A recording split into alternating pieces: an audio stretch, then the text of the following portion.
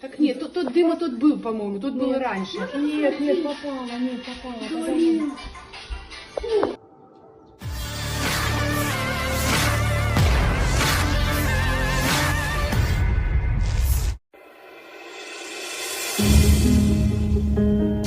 Rekaman serangan rudal terhadap fasilitas infrastruktur di Zaporozhye ramai beredar di media sosial Telegram pada Jumat 7 Oktober 2022.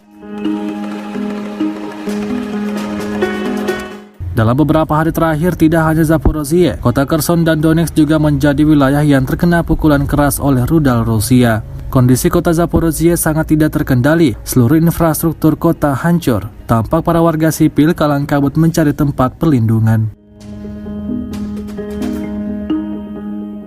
Sejauh ini selama invasi berlangsung, Rusia secara total merilis 315 pesawat Ukraina, 157 helikopter dan 2.160 kendaraan udara tak berawak, serta sistem rudal anti pesawat dieliminir oleh pasukan Vladimir Putin.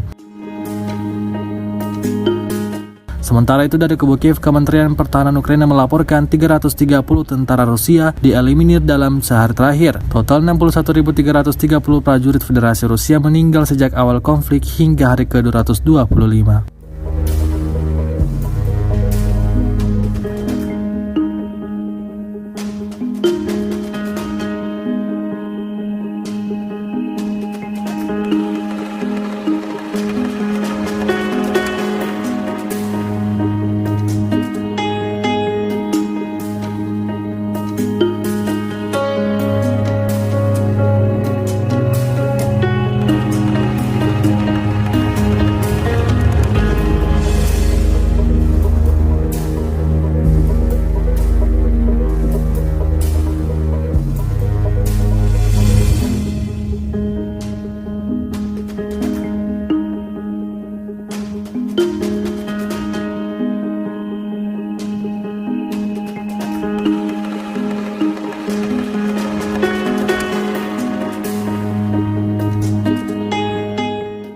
Terima kasih sudah nonton.